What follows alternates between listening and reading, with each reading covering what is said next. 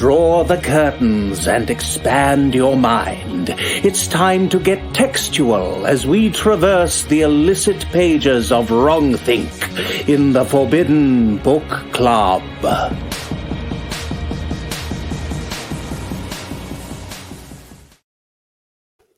That's right. I'm bookish. I'm a book nerd. I like the written word. I like the fact that, contrary to what Winston Smith did in his day job, you can't change books once they're in print.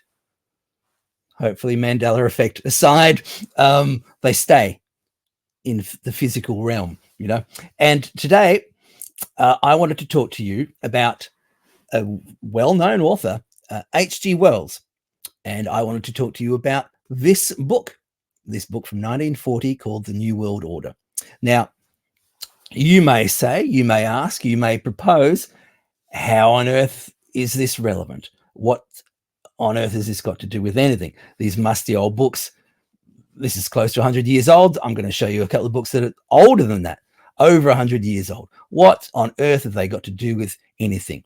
Well, I'm going to try and convince you how relevant books like this are right now. And the first way I'm going to propose to do that is to suggest to you that this book, H.G. Wells's The New World Order from 1940, plus a little bit of this book, can you see it? The Manifesto of the Communist Party. What's that horrible smell? Put those two together and you get, Ed, are you ready? The Great Reset. Put them together and you get this book, Klaus Schwab's The Great Reset, published in the very early months. I think it was April or May or something like this of 2020. The Great Reset is essentially a rebranding of this H.G. Wells book. They're remarkably similar, in fact. And I also wanted to point out, and this, where am I? Here, that way, that book is the blueprint for what these diabolical sources want to drag us into, the future they want to drag us into. Ed, for those who haven't seen Klaus Schwab, I realize that a lot of you might have gazed upon Klaus's frightening visage already. For those of you who haven't seen, June 2020, thank you, early in 2020, this is what Klaus looks like when he's just getting around at home. Yes, if you were to remark that he looks like a third-rate Bond villain, you wouldn't be wrong. I also wanted to point out that his book, The Great Reset, you know, COVID crisis is what we can do about it and blah, blah, all this sort of stuff. Yeah, COVID-19, The Great Reset, blah, blah, blah, blah, blah, came out, thank you, early 2020, June 2020. I just want to point out that books take a long time to write. And there's a whole production line. They're like records, and I know the record business well. They take a long time to make. I find it odd that Klaus can pump out his book about COVID-19, The Great Reset. I'm just going to be really straightforward about this. I find it highly dubious that he can release a book about this topic in June of 2020. Books have a long timeline. They take a long time to make, okay? I have a sneaking suspicion that Klaus and his little writer friend there, his French buddy there, and that other creepy guy that I reckon's probably got a lot to do with his book, that I think his name's Harari or whatever, that sort of insecty, sort of creepy, weird transhumanist guy. I'm feeling that they had this book. It was something that they had prepared a little earlier, perhaps. Anyway, just my sneaking suspicion. But I did want to talk to you today about H.G. Wells. Now, some of you are going to be aware of H.G. Wells. Some of you may not.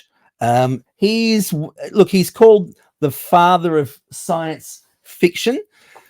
He's responsible for books like this. This is, in fact, his first book, The Time Machine from 1895.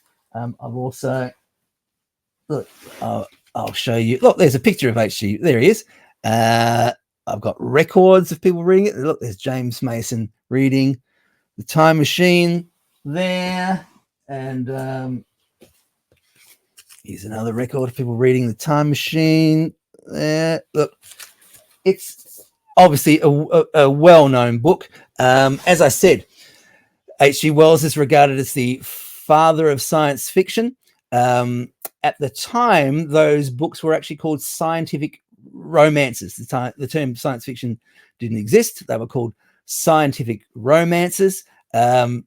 H.G. Wells wrote The Time Machine in 1895. He also wrote The Invisible Man, The Island of Dr. Moreau, which is a sort of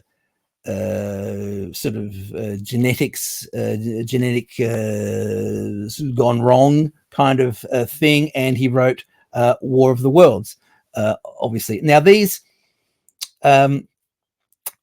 were massively popular, these books at the time. They were runaway bestsellers. H.G. Wells wasn't the only guy writing scientific romances. In fact, that was quite a craze at the time. This book is called The Rivals of H.G. Wells. It's full of other people writing scientific romances at the time. But his books were huge bestsellers, phenomenal, literary phenomenons at the time. And they stand up really well. The Time Machine, I don't know if you've read it, but it's a fascinating book. It's got a whole lot of subtext going on, which are really, really interesting. The Eloi are these sort of pampered modern people who live on the surface, and the Morlocks are the sort of degenerates who live under the ground, and they actually eat them. The Eloi. There's a great film from 1960. Starring the Australian actor, actually, Rod Taylor, the 1960 film The Time Machine. Absolutely worth a look. It's great, and it does actually give you this, because I found the story sort of haunting, actually, a haunting kind of overview of the eons of history and where history might lead.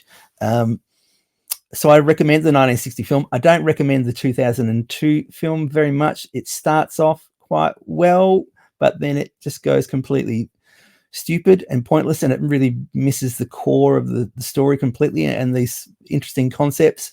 The 2002 film was actually directed by H.G. Wells's great grandson, I think he was, Simon Wells, but I smell a lot of studio interference in that film, because the last hour is just good guys and bad guys bashing each other up and stuff. Seems kind of stupid. But anyway, H.G. Wells wrote The Time Machine and The War of the Worlds and these other books, and they were huge publishing phenomenons. He became a kind of, believe it or not, a sort of a rock star of letters, they might have said at the time. I actually have this book here written by his son, Anthony West. H.G. Wells, yes, he was a sort of a rock star. He had multiple mistresses, ensconced in multiple estates, with siring multiple children. One of them was this fellow here, Anthony West, who wrote a biography of H.G. Wells, and it's a fascinating read. It's kind of bitchy and gossipy, but also really dives into the sort of atmosphere of the time. It's actually quite a fascinating book. But yes, Wells had become a sort of a rock star, but he had come from humble beginnings. I think his father was a professional cricketer, which I don't think in, the 1880s would have been a big earner. H.G. himself started off as, I think, a draper's apprentice. So he definitely had, humble beginnings. But when he became a publishing rock star, he was fettered by the glitterati of the time, and he ended up becoming a Fabian socialist, which, for those of you who don't know what a Fabian socialist is, think of historically your standard, what I would call a small s socialist, the coal miner guy who just wants to be able to feed his family. I personally don't agree with socialism. I don't like bureaucracies and I don't like governments, to be honest. But I can understand the coal miner who thinks of himself as a socialist because he wants to feed his family. But the Fabian socialists were different. They were the big end of town guys. They were the landed and moneyed gentry who also played at being socialists. And in recent times in Australia, we've had Fabian socialists as prime ministers. I'm pretty sure Paul Keating was one. He certainly behaved like that. One, I would suspect Bob Hawke and probably Rudd and a bunch of these other ones would have been Fabian socialists. They're the socialists from the big end of town. And they always look to me like they were using the concept of socialism to appeal to the working folk, but really they wanted to use it as an enormous control mechanism. Sounds familiar, doesn't it? Wells was he was also an atheist. There you go, Gillard. Yeah, I would have thought Gillard would have been as well. And he was a Darwinist. He actually studied at what is now called the Imperial College in London. I think at the time it had a different name, Southern School or something or other like this. But what's now called the Imperial College of London. Wells was a student there. He studied biology under Julian Huxley, who you'd do well if you guessed that he was related to Aldous Huxley and Thomas Huxley and all these Huxleys, of course. Julian Huxley was a friend of Charles Darwin's, and so they're all enmeshed in this world of Darwinism and evolutionism and materialism, and they were all hardcore atheists. And I would suggest that Wells, because he was all of those things, I actually think I've read all of these books. I know them well. I don't think he was a malevolent character. I've read probably 30 of his books or something. So I feel like I've been inside his head. I don't feel like he was a malevolent character, but as all those things, as a socialist and an atheist and a materialist, unfortunately, I don't think any of those ideologies, because that's what they are, they're not realities, they're ideologies. Those ideologies do not allow you any conception of good and evil. And I would suggest to you that good and evil absolutely do exist. But if you adhere to those ideologies, I think they are invisible to you. Anyway, Wells was also a utopian. And around about 1900, he had written these incredibly popular books. He'd become a rock star of publishing. And then he backed away a little bit from the scientific romances, not completely, but he started to write non-fiction and I guess what you could call didactic fiction, or possibly you could even call it propaganda. He started writing other books, but they were interesting. They're certainly interesting. In 1905, he wrote this book called A Modern Utopia. 1905. And this is an interesting book, absolutely worth a read. It's about two plucky gents who get sucked into sort of a kind of a wormhole, a time-space wormhole thing, and they get sucked through to the perfect utopia, a planet that is the perfect utopia. And what have we got on the planet that's the perfect utopia? We have a one-world government. That's what we have on our perfect utopia. And actually, in our perfect utopia, our modern utopia, we have a ruling elite who are called the samurai, and they are technocrats. They are the best that society has to offer. They are the ruling elite. They are the cream of the crop. They're called the samurai in that book. They are complete technocrats. They control society through science and wisdom. Starting to sound strangely familiar. Anyway, that was 1905. And then in 1914, he wrote this very interesting book called The World Set Free. 1914. It was kind of dismissed at the time or overlooked at the time, but it's an interesting book. It predicts nuclear power and nuclear weapons. It predicts quite accurately the atom bomb in 1914. It was overlooked at the time because it was just released on the eve of the First World War. A war that Wells, who was a prolific writer, he was writing all over the place, newspapers, magazines, everywhere, writing constantly. He was all over the place. That Wells actually coined the phrase. He coined lots of phrases that we use now in our language, and we're not even aware that they come from H.G. Wells.